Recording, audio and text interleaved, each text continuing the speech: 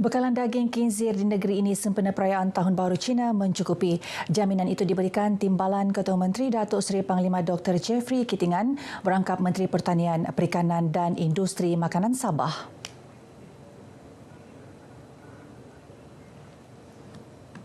Menurut Datuk Jeffrey, walaupun daerah Keningau dikategorikan sebagai zon merah berikutan pengesanan kes demam babi Afrika ASF pada 7 Januari lalu membabitkan penternak khinzir di belakang rumah, ia tidak menjejaskan bekalan daging khinzir di negeri ini.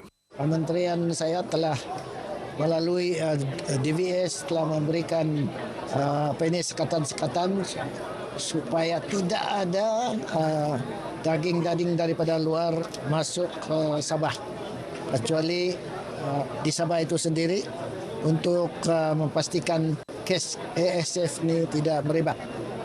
Dan jangan bimbang, supply ataupun bekalan daging babi masih cukup untuk tahun baru.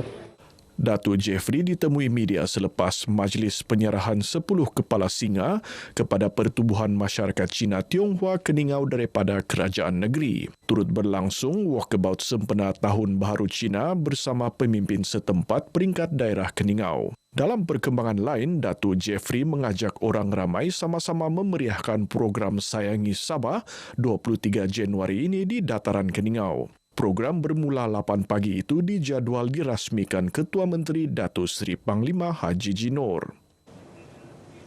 Dianggarkan RM10 juta diperlukan untuk kerja-kerja baik pulih kemudahan dan infrastruktur di daerah Pitas yang rosak akibat banjir. Ia mencakupi kerosakan jalan-jalan utama serta jambatan menghubungkan penduduk di beberapa buah kampung. Kita anggarkan tidak kurang daripada 10 juta yang perlu untuk kita kena membina sebuah jambatan gantung saja yang cukup besar sungainya dan jalan kampung yang rosak. Datuk Rudi yang juga pembantu Menteri Pembangunan Luar Bandar Sabah ditemui RTM selepas meninjau Pusat Pemindahan Sementara PPS SK Pekan Pitas 2. Sementara itu, Pengerusi Jawatankuasa Pengurusan Bencana Daerah JPBD Pitas Muhammad Faizal Husin menjelaskan Jabatan Kerja Raya Negeri sudah mengenal pasti jalan-jalan yang terjejas akibat banjir. Untuk jalan-jalan utama ni, saya sudah arahkan JKR lah. Kita kenal pasti ada beberapa batang jalan yang terputus ni di bawah konsesi JKR. Sempena lawatan ini, Datuk Rudi turut mendapatkan maklumat banjir daripada jabatan dan agensi yang bertugas di lapangan. Beliau menzahirkan penghargaan kepada semua petugas yang memastikan kelancaran proses pemindahan dan penempatan penduduk ke PPS serta kebajikan penduduk sentiasa terpelihara. Sementara itu, 4 PPS di Pitas diisytihar tutup kira-kira 4 petang semalam. PPS berkenaan ialah PPS Ad Hoc Balai Raya Kampung Lugu, PPS Ad Hoc Kampung Sonsogon Kampung Sosopbai, PPS Ad Hoc Rumah Budaya Kampung Mandamai dan PPS SK Dandun. Menurut kenyataan Sekretariat JPBD Pitas, sesulan penutupan 5 PPS tersebut, seramai 368 penduduk daripada 119 ketua isi rumah KIR telah dihantar pulang ke kediaman masing-masing. Ini menjadikan hanya 3 PPS aktif di Pitas setakat 8 malam tadi menempatkan 816 penduduk daripada 311 KIR.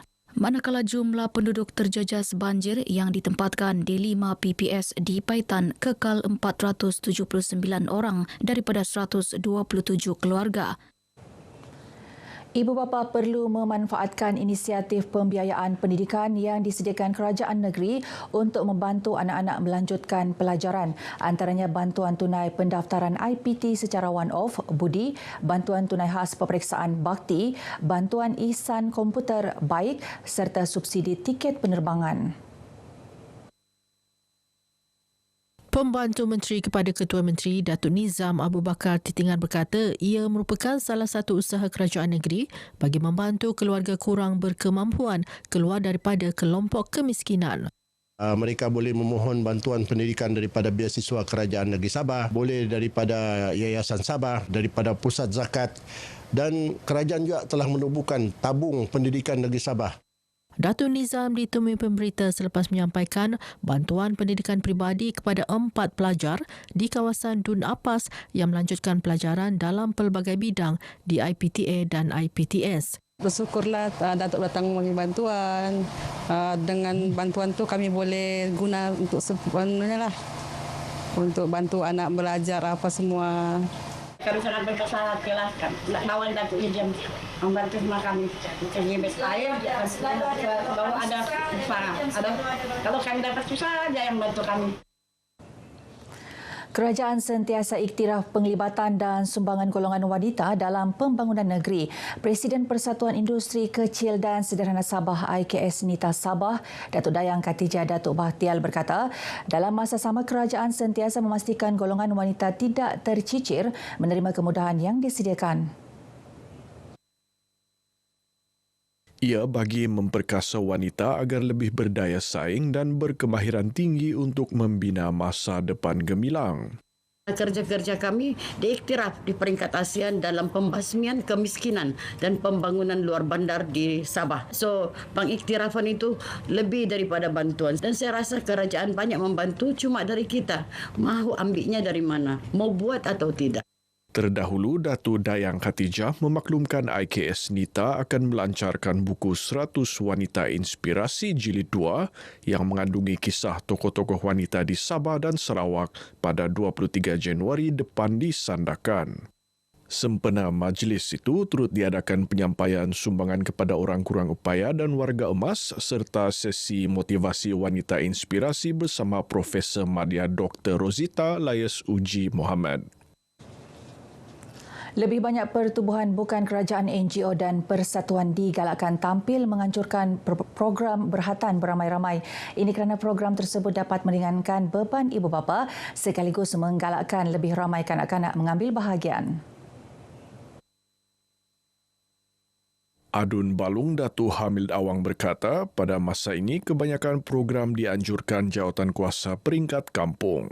Kepada mana-mana NGO di luar sana atau persatuan-persatuan yang ada di luar sana agar dapat memberikan peluang kepada anak-anak kita yang memerlukan bantuan berhatan ini beramai-ramai, bukan saja di peringkat kampung, malahan di peringkat daerah pun, bagi menunjukkan bahawa keperhatian kita kepada anak-anak kita yang memerlukan ini. Datuk Hamil ditemui media dalam Majlis Hatan Perdana Anjuran Jawatankuasa Kemajuan dan Keselamatan Kampung JKKK Kampung Rancangan Batu 22 dengan kerjasama Jawatankuasa Masjid Nurul Huda Kampung Rancangan Batu 22 Tawau. Seramai 55 kanak-kanak sekitar Kampung Rancangan Batu 22 menyertai program sempena cuti sekolah ini. Pertubuhan Kebajikan Islam Sabah Perkis akan terus melaksanakan program kebajikan bagi membantu golongan memerlukan. Presidennya Abdul Sani Marif berkata, ini selaras objektif penubuhan Perkis iaitu melaksanakan kerja-kerja amal serta program memperkasa kemajuan sosioekonomi masyarakat Islam di negeri ini. Perkis juga berjaya menganjurkan pelbagai aktiviti bukan sahaja dari segi kebajikan dengan memberi sumbangan kepada golongan asnaf, malah aktiviti keagamaan hasil kerjasama semua bahagian Perkis di seluruh negeri. Abdul Sani berucap dalam Majlis Pautan Uhuah Kasih Perkis bahagian Putatan dan Pinambang sempena jelajah Presiden Perkis di Putatan. Beliau turut mengajak masyarakat tanpa mengira kaum dan agama supaya terus memperkukuh kesepakatan dan perpaduan bagi menjamin kehidupan harmoni dan sejahtera. Selain memperkukuh ikatan ukhuwah, program ini sebagai permulaan langkah tahun ini untuk menyebarkan dakwah dan membantu golongan memerlukan. Kita ada masing-masing ketua angkatan muda dan ketua muslimah semuanya. Jadi akan menggerakkan beberapa pergerakan dan aktiviti Perkis sepanjang tahun ini dan tahun-tahun seterusnya, insya-Allah.